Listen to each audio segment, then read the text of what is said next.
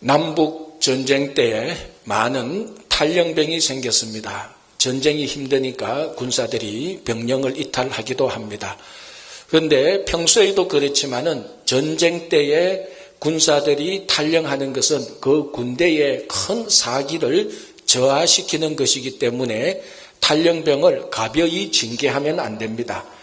그래서 남북전쟁 때에 링컨 대통령이 속한 그 군대에서 탈영병을 사형에 처하기로 했습니다. 그런데 실제로 탈영병을 이제 사형이라는 징계를 처하려고 하니까 탈영했던 많은 사람들이 탄원서를 다 제출합니다.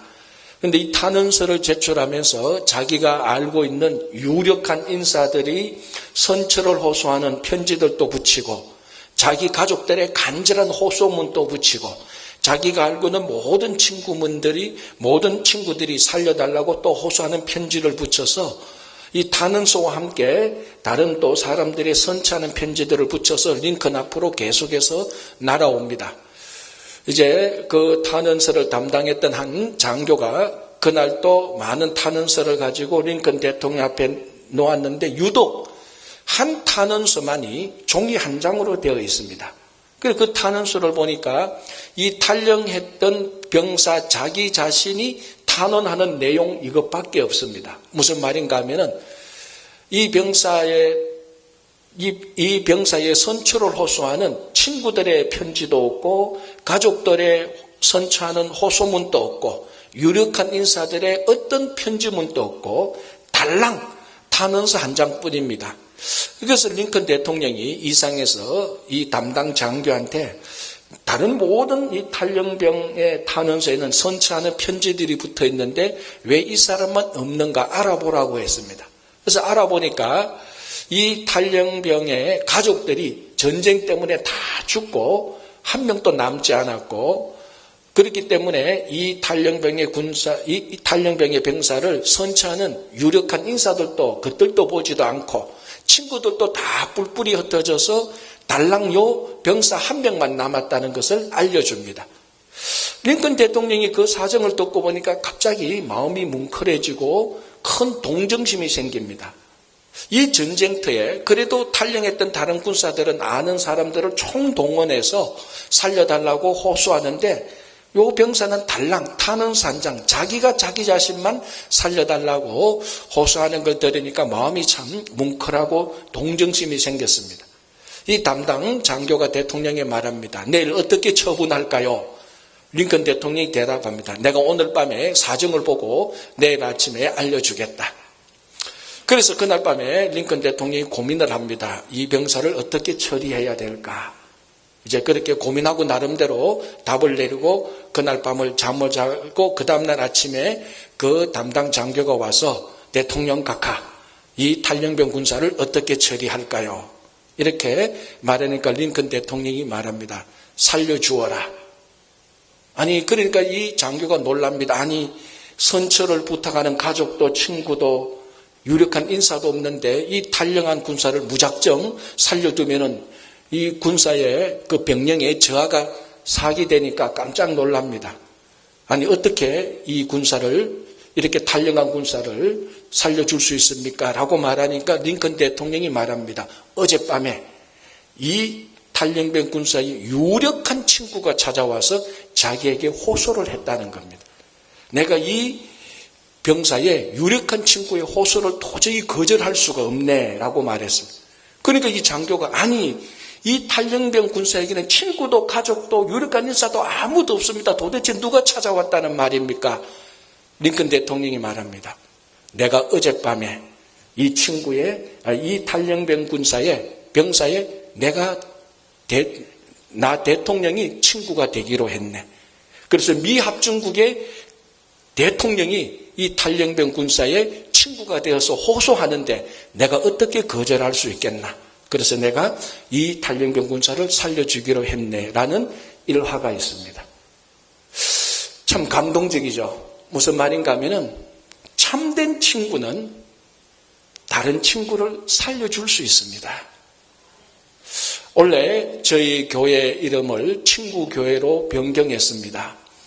정말 우리 친구교회가 이 링컨 대통령과 같은 이런 친구가 되어서 우리 주변에 많은 죽어가는 영혼들, 외로운 사람들, 소외된 사람들의 친구가 되어서 정말 그들에게 약간의 도움이라도 되고 죽어가는 영혼들을 살리는 그런 친구가 되는 친구 교회가 되기를 바랍니다. 오늘 본문이 요한복음 15장 12절에서 17절 이 본문이 성경 전체를 통해서 신앙의 친구가 어떤 사람인지를 명확히 보여주고 있습니다. 그래서 저희 뉴욕 동양제일교회에서 친구교회로 바뀌면서 저희 교회도 새로운 교회의 정체성을 갖게 되는데 그 정체성이 바로 오늘 예수님께서 제자들에게 더 이상 종이라 부르지 않고 친구라고 불렀던 이 친구라는 이 말 속에 담겨져 있는 의미에서 우리 성도와 교회의 정체성을 갖고 이 정체성 위에서 앞으로 이민사회를 향하여서 사역을 하고자 합니다. 자, 여러분, 친구 그러면은 제일 먼저 떠오르는 의미가 무엇입니까? 친구는 누가 뭐라 그래도 친한 사이입니다. 그래서 친구의 친자가 한자어로 쓰면은 친할 친자입니다. 친하지 않는데 친구라고 말하는 사람은 아무도 없습니다.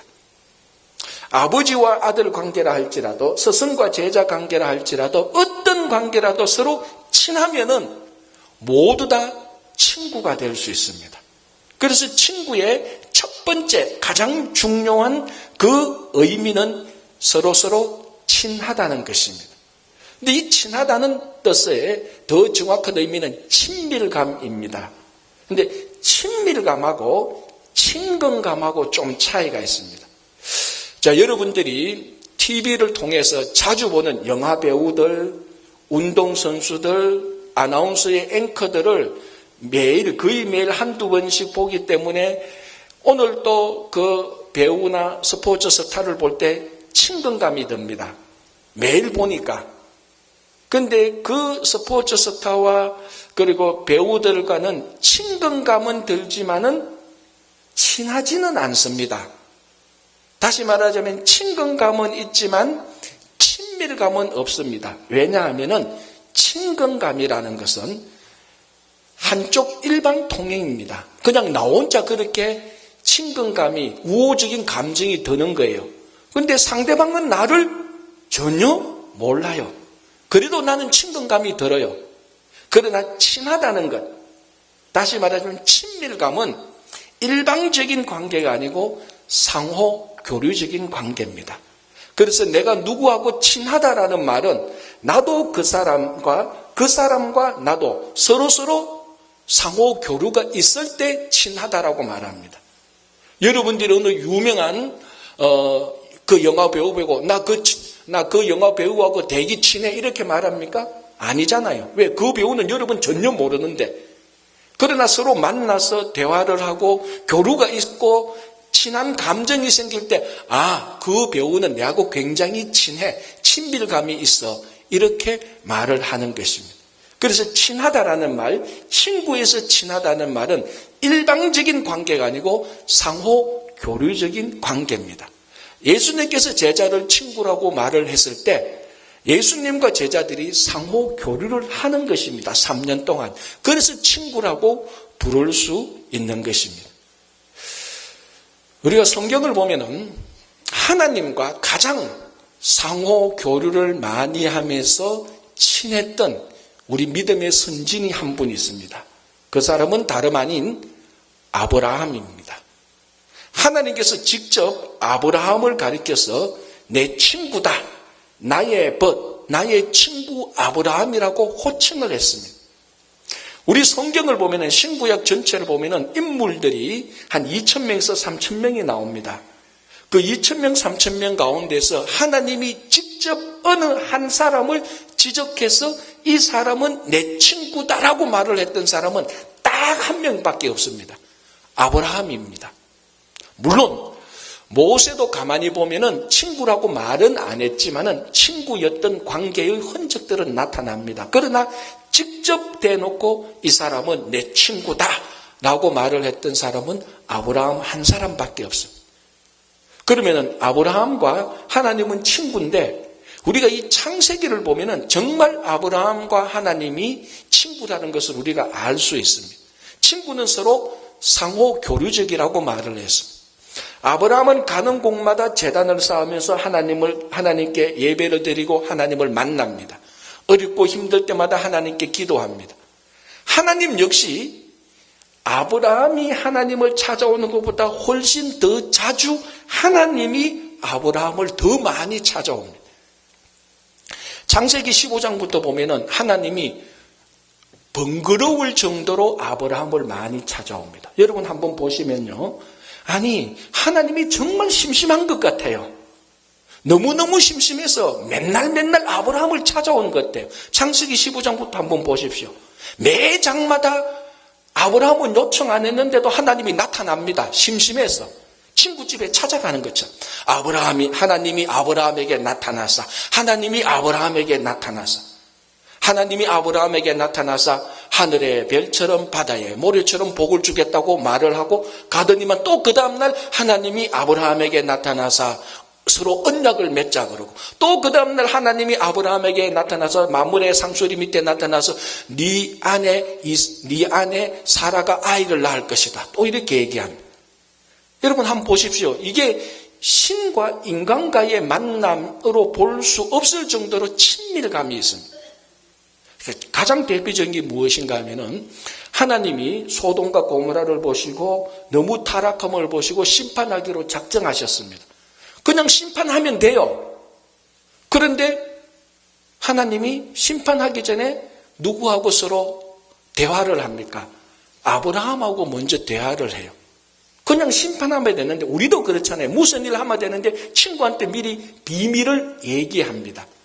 그래서 창세기를 보면은 하나님이 아브라함에게는 하시고자 하는 일을 하나도 숨기지 않습니다. 자기 비밀을 다 아브라함에게 얘기합니다. 그 비밀 중에 하나가 소돔과 고모라를 심판하려고 했던 하나님의 마음인데 그걸 아브라함에게 다 얘기합니다. 그러니까 아브라함이 그 얘기를 듣고 깜짝 놀랍니다. 왜 깜짝 놀라죠? 소돔과 고모라에는 자기 조카 롯과 그 가족들이 살고 있거든요.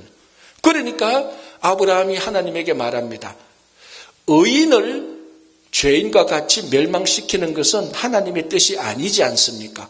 하나님이 듣고 보니까 그렇다. 그러면 어떻게 하면 좋겠냐? 의인 50명이 있으면 어떻게 할 것이냐? 그때부터 아브라함과 하나님과 대화가 주고받습니다. 의인 50명에서 40명, 30명, 20명, 10명까지 내려옵니다. 여러분 이 대화를 보십시오. 오랜 많은 분량에 걸쳐서 대화가 옵니다. 이게 신과 인간의 대화가 아닙니다. 서로 친구 간에 마치 내기하듯이 소돔과 고모라의 의인이 몇 명 있는가 마치 맞추기 하듯이 50명에서 40명, 30명, 20명, 10명 서로 대화를 합니다. 성경 전체를 통하여서 하나님이 한 사람에게 직접 나타나서 이렇게 친밀하게 자세하게 오랫동안 대화한 내용은 이것보다 더 긴 내용은 없습니다. 물론 모세하고도 많이 얘기했지만 아브라함하고 얘기했던 것은 친구가 친구끼리 얘기합니다. 얼마나 친밀감이 있는지 모릅니다. 그 당시에 신과 인간과의 대화가 아닙니다. 그래서 하나님은 아브라함을 내 친구다라고 말을 했습니다. 친구의 가장 큰 장점은 친하다, 친밀감입니다. 이 친밀감이 얼마나 좋은가 하면요. 사람에게 친밀감이 있으면은 누가 나를 사랑하고 누가 나를 좋아한다는 친밀감을 내가 가지고 있으면요. 그 사람의 인생은 항상 풍요롭습니다. 여러분 한번 생각해 보십시오. 왜 우리가 외로운지. 나는 집도 넓고 좋은 차도 있는데 은행 잔고에 돈도 많은데 밖에 나가면 사람들이 나를 우러러 보는데 늘 마음은 허전해요. 허전한 사람이 있습니다. 왜 그런 줄 압니까? 누군가가 자기를 친밀하게 사랑해주는 그 관계가 부족하기 때문에 그렇습니다. 친구가 좋은 것은, 친하다는 것이 좋은 것은 친밀감 때문입니다. 친밀감이 좋은 것은 친밀감을 가지고 있는 사람의 인생이 풍요로워집니다. 그래서 인생에서 흔히 하는 말로 진짜 진짜 참된 우정의 친구 한 명만 있어도 그 사람은 죽을 때까지 외롭지 않습니다. 풍요로운 삶을 살게 됩니다. 아브라함은 하나님에게서 친밀감을 느낍니다. 여러분, 이게 얼마나 위대한 소식입니까? 우주의 창조자 하나님에게로부터 아브라함이 친밀감을 느낍니다. 얼마나 그 삶이 풍요롭겠습니까? 자, 예수님께서 오늘 본문에서 제자들에게 이제 너희를 종이라고 부르지 않고 친구라고 부르겠다고 말씀하십니다. 여러분, 주인과 종의 관계는 거리가 멀면 멀수록 종이 편해요. 친하면 친할수록 이 종은 늘 부담스럽습니다. 자, 예수님과 오늘 12명, 이 본문에 한 12명과의 이 사람들의 관계는 원래 예수와 제자들의 관계입니다. 여러분, 스승과 제자들의 관계는 항상 거리감이 있습니다. 그러나 오늘 예수님께서 스승과 제자와의 관계를 깨고 친구 관계로 맞이하면서 완전히 밀착시킵니다. 왜? 그래야 이 제자들의 삶이 풍성해지기 때문에 그렇습니다. 그래서 오늘 본문 15장 16절을 보면은 너희가 나를 택한 것이 아니고 내가 너희를 친구로 택하여서 친구로 삼았다. 그 이유는 너희들이 열매를 많이 맺게 하기 위함이다. 무슨 말입니까? 풍성한 삶을 살게 하기 위함이라는 것입니다. 물질과 권력과 명예와 인기는 풍요로운 삶을 살기 위한 수단에 불과한 겁니다. 그거 아무리 많이 가져도 친밀감이 없다면 풍성한 삶을 살지 못합니다. 그거 좀 부족해도 괜찮아요. 그러나 정말 어떤 한 존재가 내게 큰 사랑을 주어서 내가 친밀감을 가지고 있다면 존재감이 있을 뿐만 아니라 삶의 풍성함을 누립니다.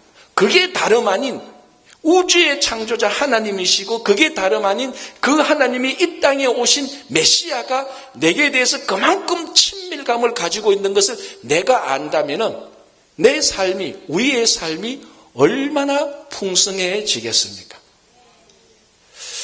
여러분, 오늘 예수님께서 분명히 약속합니다. 제자들에게 너희들은 이제 종이 아니고 내 친구다. 동일하게 예수님께서 우리 한 사람 한 사람에게 이제는 너희들을 내 친구로 삼겠다라고 예수님께서 이 말씀을 통해서 우리들에게 약속해 줍니다. 정말 우리가 이 말씀을 그대로 받고 믿는다면 우리 삶 속에 무한한 풍성함이 넘칩니다. 여러분 한번 생각해 보십시오.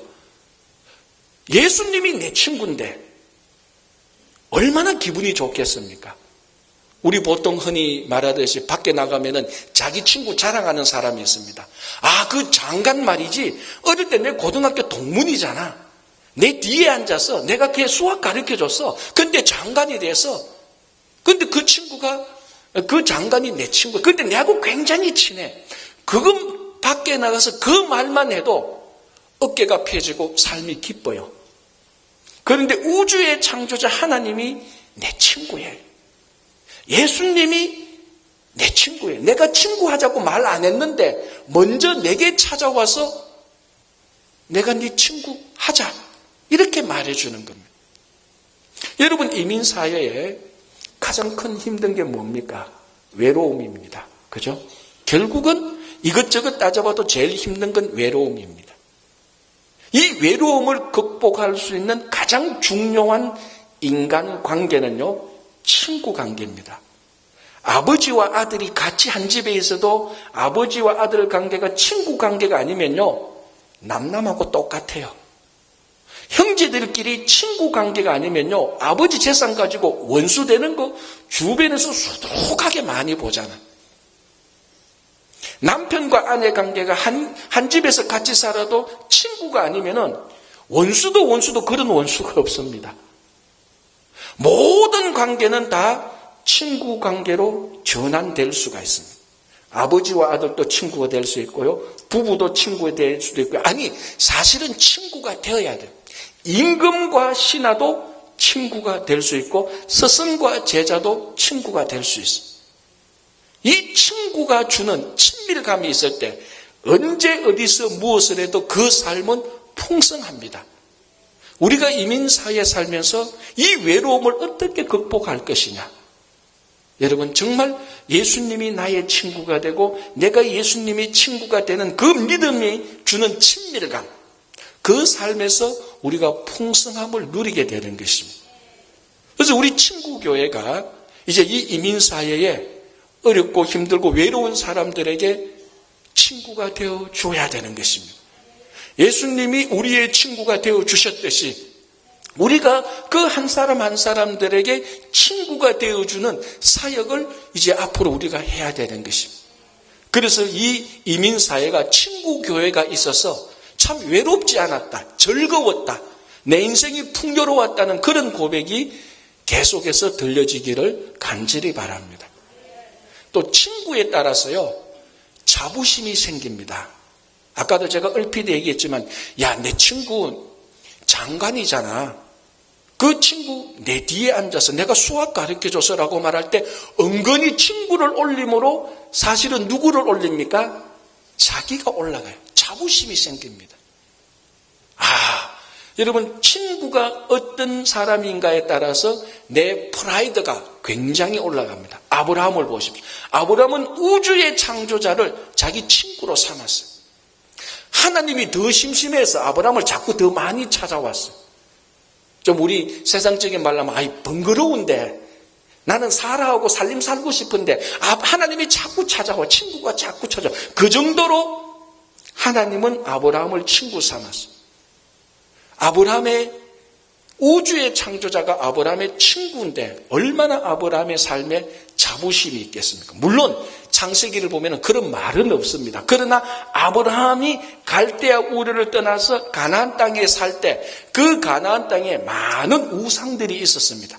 그러나 아브라함은 단 한 번도 다른 우상들에게 눈길 주지 않습니다. 왜? 내 친구 하나님이 훨씬 더 뛰어난 분인데, 우주의 창조자인데 다른 조물애기 잡신들 눈에 들어오지도 않는 겁니다. 자부심이 있는 겁니다. 자기 친구 하나님 때문에 자부심이 있는 겁니다. 여러분, 예수님이 제자들을 친구라고 말했습니다. 그때 이 제자들은 분명히 큰 긍지와 자부심을 가졌을 것입니다. 왜냐하면은 요한복음 11장에 보면은 예수님께서 12명의 제자들을 친구라 부르기 전에 먼저 친구라고 불렀던 한 사람이 있습니다. 누구겠습니까? 나사로입니다. 마르다와 마리아의 오라비 되는 나사로가 죽었을 때에 예수님께서 나사로를 살리기 위해서 그 마을에 갈 때 뭐라고 말하는 줄 압니까? 요한복음 11장 11절에 보면은 내 친구 나사로가 잠들어 있으니 깨우러 가자라고 말합니다. 그때 제자들이 처음 언제부터 예수님께서 저 나사로하고 친구 삼았지? 그때 처음 알게 됩니다. 그런데 예수님이 친구에게 어떻게 대하는가를 보니까 이거는 죽었던 사람을 다시 살려냅니다. 예수님께서 직접 본인의 입으로 나사로는 내 친구다라고 말을 합니다. 친구를 다시 살리는 분이 예수님인데 그 예수님이 지금 자기들을 보고 친구래. 얼마나 자부심이 생겼습니까? 야, 이제 나는 죽어도 살겠구나. 왜? 예수님이 친구 나사로를 살리는 걸 보니까 나도 친구인데 내가 죽어도 예수님이 나를 살리겠구나. 여러분, 예수님이 우리를 친구로 삼았습니다.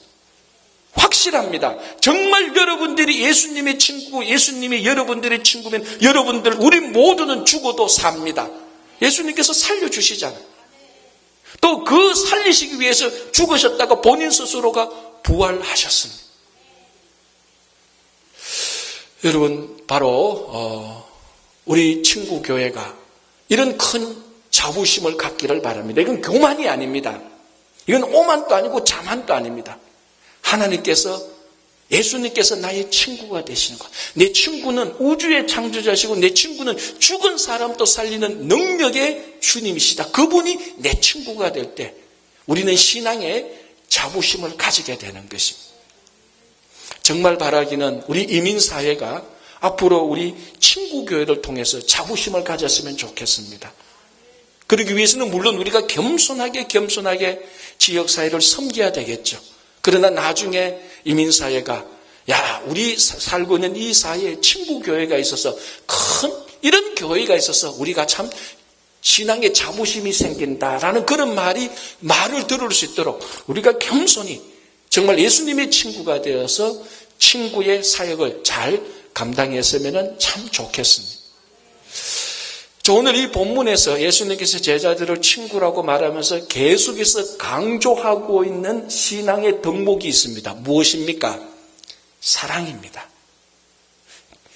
친구를 위해서 자기 목숨을 버리면 세상에서 이보다 더 큰 사랑은 없다라고 말했습니다.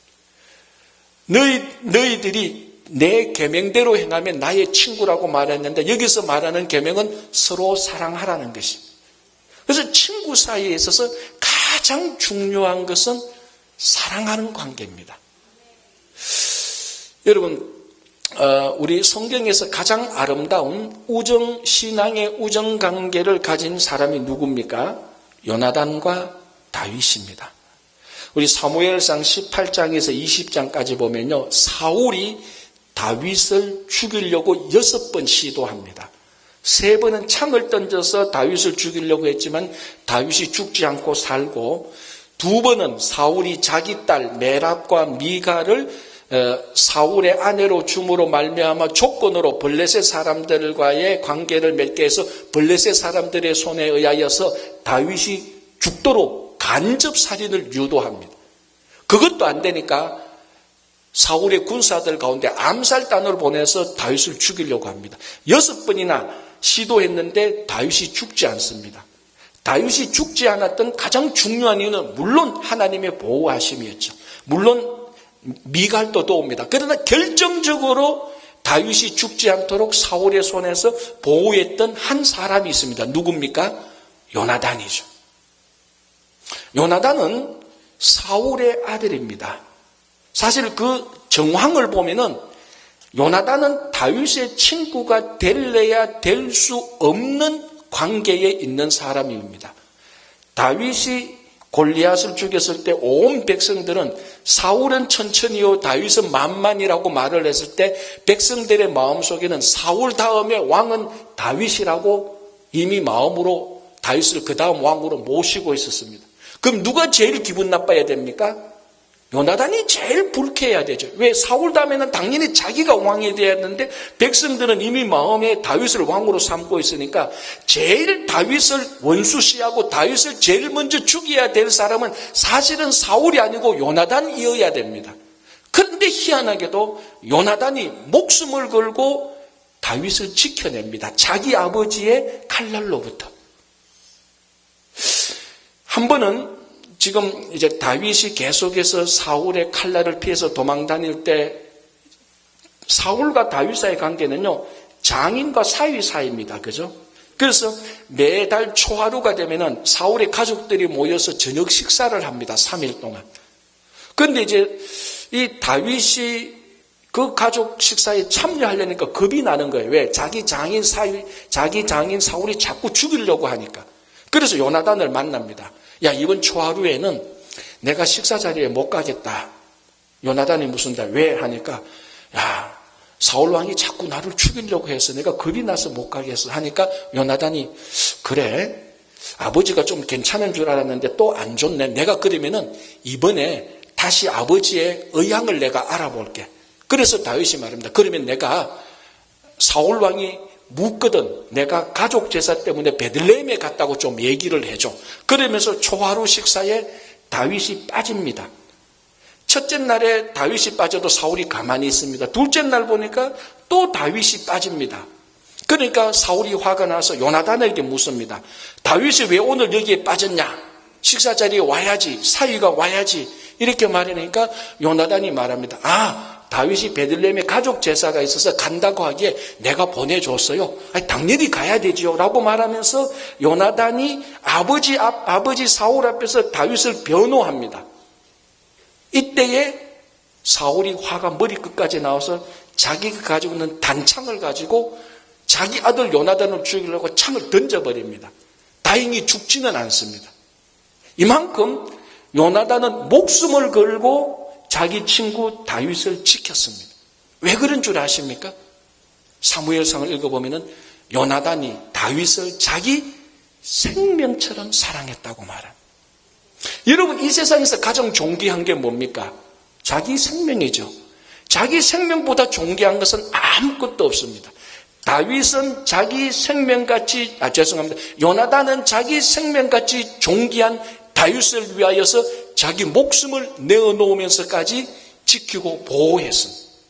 이게 신앙의 참된 우정이죠. 오늘 예수님께서 친구를 위하여서 자기 목숨을 내어놓으면 그것이 세상에서 가장 값진, 가장 가치가 있는 사랑이라고 말을 합니다. 그래서 목숨을 내어놓는 친구의 사랑은 가장 존귀한 겁니다. 가장 가치가 있는 것입니다. 예수님께서 제자들을 친구라 부르시고 이 제자들을 위하여서 예수님께서 우리를 친구라 부르시고 친구인 우리를 위하여서 예수님도 기꺼이 십자가에서 목숨을 내어놓았습니다. 왜? 예수님은 우리를 예수님의 생명같이 사랑하는 존귀한 친구이기 때문에 그렇습니다. 그래서 우리가 예수님의 친구가 될 때 예수님은 예수님의 생명을 버려서까지 우리를 사랑하는 존귀한 사람이 되는 것입니다. 여러분, 우리 이민 1세대의 어려움 가운데 하나가, 특별히 우리 남자들 어려움 가운데 하나가 이민 사회에 살면서 존귀함을 잃어버렸다는 것입니다.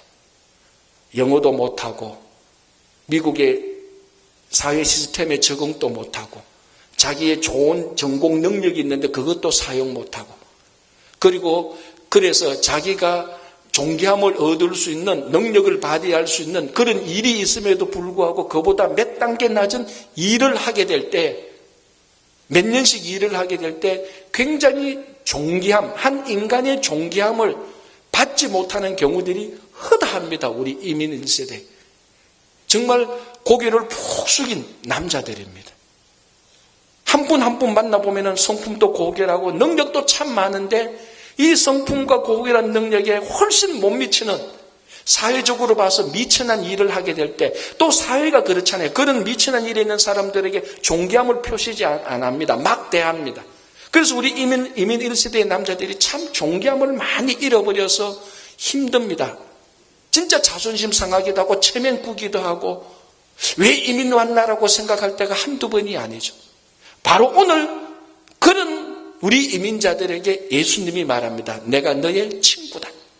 내가 너를 위해서 내 목숨을 내어놓았다. 왜? 너는 내 생명만큼 존귀한 존재이니까 라고 말을 합니다. 우리 한 사람 한 사람이 예수님의 친구가 되어서 우리를 위해서 예수님의 생명을 내어놓은 존귀한 사람들이에요. 특별히 친구교회라고 말을 할 때는요, 여기는 두 개의 목숨이 걸려져 있을 만큼 존귀한 겁니다. 자, 친구. 예수님께서 친구를 위해서 목숨을 내어놓았습니다. 이 친구라는 말 속에요, 신앙의 친구라는 말 속에 예수님의 목숨이 달려 있었던 것입니다. 또 교회가 뭡니까?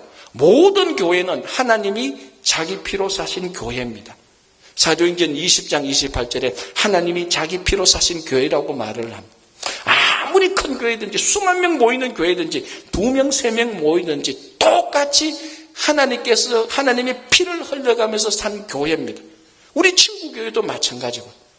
그러니까 친구에도 예수님의 목숨이 달렸고 교회라는 말 속에도 하나님의 피가 달렸고, 그 친구 교회는 두 개의 목숨이 달려있는 존귀한 교회입니다. 무슨 말인가 하면 이 존귀한 교회가 앞으로 우리 이 이민사회에서 존귀한 사역을 감당해야 되는 것입니다. 정말로 예수님께서 우리를 위해서 목숨을 내어놓으신 것처럼 우리가 이 사역을 할 때 정말 목숨을 내어놓는 만큼 가치를 가지고 사역을 할 수 있어야 되는 것입니다. 한 사람의 인생을 볼 때 목숨을 걸 만한 일이 없다는 것은요, 참 불행한 인생이에요. 한 인생을 살아갈 때 내가 무슨 가치를 위해서 목숨을 건 가치가 있을 때 그 인생은 정말 열정이 있고 비전이 있고 아름다운 인생입니다. 이 친구교회 두 개의 목숨이 갈려있는 이 존귀한 교회를 위해서, 이 사역을 위해서 정말 우리가 헌신하고 열정적으로 사역을 해서 이 이민 사이에 존귀함이 많이 넘치는 그런 교회가 되기를 바랍니다. 자, 한 가지 오늘 본문을 보면요, 우리 한국말로는 발견하지 못하는 단어가 하나 있는데 친구라는 말인데 헬라어 원문을 보면은 모든 오늘 본문의 친구라는 단어는 다 복수로 쓰고 있습니다. 오늘 한국말에는 내 계명대로 행하면 나의 친구라 단수로 쓰고 있지만 헬라어 원문을 보면 나의 친구들이라고 말을 하고 있습니다. 원래 친구라는 말은요, 물론 우리가 단수 명사지만 친구라는 개념 안에는 항상 단수가 아닙니다. 2명 이상입니다. 자, 여러분 한번 생각해 보십시오. 무인도에 여러분 혼자 있습니다. 친구 개념이 생겨날 수가 없습니다. 자기 혼자 있는데 무슨 친구예요? 없잖아요. 2명 이상이 돼야 친구가 생깁니다. 그래서 친구라는 말은 단수로 쓸 수 있지만은 안에 담겨진 내용은 항상 복수입니다. 그리고 오늘 이 본문에서도 친구라고, 한국말에는 친구지만 헬라어 원문은 항상 친구들이라고 말을 합니다. 그래서 저희 교회 친구교회의 영어 이름은 프렌드 처치가 아니고 프렌즈 처치입니다. 친구들 교회죠. 그게 친구의 개념에 맞는 확실한 공동체의 교회입니다. 여러분, 친구는 공동체의 개념입니다. 그래서 우리가 친구교회라고 말할 때 우리가 친구들 교회, 친구들이 함께 모이는 교회, 공동체가 살아있는 그런 교회가 되어야 되는 것입니다. 이 친구들이 함께하면요, 어렵고 힘든 일이라도 즐겁고 기쁘게 할 수 있습니다. 제가 가끔 이런 이야기 합니다. 어릴 때 제가 학교에서 농땡이를 많이 쳐서 벌을 많이 받았어요. 제가 그런 얘기 자주 하죠. 혼자 벌 쓰면 참 수치스러워요. 혼자 글상동글 복도에 탁 있으면 너무너무 부끄러워요. 근데 우리 반 전체 다가 벌 쓰면요, 재밌어요, 그게. 친구들하고 같이 벌 쓰면 옆에끼리 장난도 치고요. 이 벌 쓰는 시간이요, 단체 벌 쓰는 시간이 공부하는 시간보다 더 재밌어요. 물론 공부 못하는 아이들에게 해당되는 말입니다. 그게 그 안에 뭐인가 하면 친구 공동체가 모이면 어렵고 힘든 일이 있어도 신나게 행할 수 있습니다. 그게 친구 공동체의 위대한 파워입니다. 여러분, 다니엘서 3장을 보면요, 이런 내용이 나옵니다. 바벨론의 느부갓네살이 왕이었을 때 그 신하들이 느부갓네살 왕에게 아첨을 합니다. 뭐라고 아첨을 하는가 하면, 왕이시여, 왕의 신상을, 금신상을 이 바벨론 전체에 만들어서 모든 사람이 왕의 신상에 경배하게 합시다. 자, 왕이 들으니까 얼마나 기특한 말입니까? 그래, 당장 실시해라. 그러면 왕의 금신상에 경배하지 않는 자들은 모조리 잡아서 풀무불에 집어 던져 넣어서 죽이기로 했습니다. 그런데 그 명이 실행됐는데 예루살렘에서 포로로 잡혀온 유대인 소년 3명이 있었습니다. 사드락, 메삭, 아벳노고. 요 3명의 친구는 다니엘의 세 친구들이었습니다. 요 세 친구들이 늘 몰려다닙니다. 바벨론 궁에서 공부하면서 밥 먹을 때도 똘똘똘똘 뭉쳐다닙니다. 이 3명이 느부갓네살 금신상에 절하라는 얘기를 듣고 3명이 한 칼에 거절합니다. 우리는 느부갓네살의 금신상을 섬길 수 없다. 우리는 하나님을 섬기는 사람이다. 그렇게 말하면서 다니엘 3장 17절 18절에 이렇게 말합니다. 우리가 잘 아는 말씀인데 어디에 강조가 있는가 한번 여러분 잘 생각해 보시면, 이 사드락, 메삭, 아벳노고가 금신상 섬기기를 거부하면서 이렇게 말합니다. 왕이여, 우리가 섬기는 하나님이 계시다면 우리를 명렬히 타는 풀무불 가운데에서 능히 건져내시겠고 왕의 손에서도 건져내시리이다. 그렇게 하지 아니하실지라도 왕이여, 우리가 왕의 신들을 섬기지도 아니하고 왕이 세우신 근 신상에게 전하지도 아니할 줄을 아옵소서. 아주 유명한 구절이죠. 자, 오늘 친구라는 말과 같이 생각해서 어디에 초점이 있습니까? 우리라는 말입니다. 우리 3명의 친구들은 딱 한 마음이 되어서 왕의 금신상에 절하지 않습니다. 우리 3명을 다 죽이든지 다 살리든지 당신 마음대로 하시오. 하나님은 우리 3명을 지킬 것입니다. 요 3명의 신앙 친구 공동체가 형성되었어요. 그래서 3명의 신앙 친구 공동체가 한 명도 신앙을 배신하지 않습니다. 3명 다가 풀무불에 던져집니다. 하나님께서 이 3명을 그대로 다시 머리털 것 하나도 상하지 않고 그대로 다시 살려냅니다. 자, 이 사드락 메삭 아벳느고 이 사람들이 그 위대한 신앙의 고백을 할 수 있던 것은 물론 각자의 믿음이 있었던 것이 1번이지만은 각자의 믿음이 흔들리지 않도록 붙들었던 것은 신앙 친구 공동체였기 때문이었습니다. 3명이 함께 하니까 서로 흔들릴 때마다 받쳐주는 겁니다. 이게 신앙 친구 공동체입니다. 자, 오늘 이 다니엘서 3장에 실제적으로 깔려있는 배경이 뭔 줄 압니까? 이겁니다. 자, 다니엘과 세 친구 사드락 메삭 아벳느고가 바벨론에서 출세하고 성공합니다. 모든 일에 대해서 흠이 없습니다. 그러니까 바벨론 사람들이 저 유다 사람들을 시기합니다. 포로로 잡혀왔습니다. 다시 우리말로 하면은 바벨론에 살고 있는 이민자들하고 똑같습니다. 바벨론 사람들이 보니까 이민자들 주제에, 포로 주제에 성공하고 출세한 것이 꼴보기 싫었습니다. 저희들을 처단하고 싶은데 흠을 찾아보니까 흠이 없습니다. 그래서 어떡합니까? 저 사람들의 흠은 하나님을 섬기는 것을 이용하면 된다. 그래서 하나님을 섬기기 때문에 금신상을 섬기라고 말하면 저 친구들은 하나님을 섬기기 때문에 금신상을 경배하지 않을 것이다. 자기들의 작전이 딱 맞아떨어졌습니다. 그래서 이 이민자들, 포로들을 핍박하기 위하여서 끌어내리려고 금신상 우상숭배 전략안을 냈던 것입니다. 무슨 말인가 하면은 포로로 잡혀온 친구들, 우리말로 하면은 이민자로 온 친구들, 이 친구들이 이방 땅에서 어떻게 신앙을 지켰으며 어떻게 하나님을 섬기는 것에 흔들리지 않았는가? 친구 신앙, 신앙의 친구 공동체가 있었기 때문입니다. 이게 위대한 힘이 있고 여기 파워가 있는 것입니다. 한 사람 한 사람은 약할 수 있겠지만 약한 신앙 친구들이 함께 모이면은 풀무불에 던져줘도 두렵지 않는 신앙을 가지게 됩니다. 자, 우리들 다 이민자입니다. 이민자들은 참 미국에서 살기 불편합니다. 제일 처음에 부닥치는 게 신분의 문제. 우리 가운데서 아직까지 신분의 문제로 매일 울면서 기도하는 분들도 있어요. 건강 문제가 걸렸을 때 보험 문제. 그건 차지하더라도 언어 문제, 사회적인 문제. 너무너무 불편하고 힘든 게 많습니다. 알게 모르게 이민 정책들이 우리들을 많은 시련을 주고 어려움을 줍니다. 자, 우리 이민자들이 이곳에서 어떻게 살아갈 수 있겠습니까? 신앙 친구 공동체가 절대적으로 필요합니다.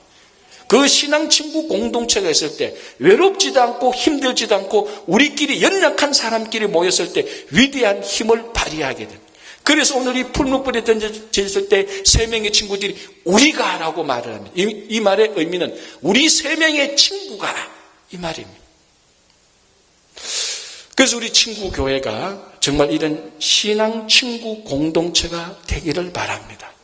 그래서 이민 생활할 때 외롭고 힘들고 시련이 닥칠 때 정말 신앙 친구 공동체의 서로 격려하고 위로하고 끌어주고 밀어주는 이 힘으로 우리가 이 미국에서 이민자로 살아갈 때 하나님을 잘 섬기고 우리 세대, 다음 세대들이 동일하게 아니 우리보다 더 잘 하나님을 섬기는 그런 터전을 우리들이 마련하는 친구교회가 되기를 간절히 바랍니다.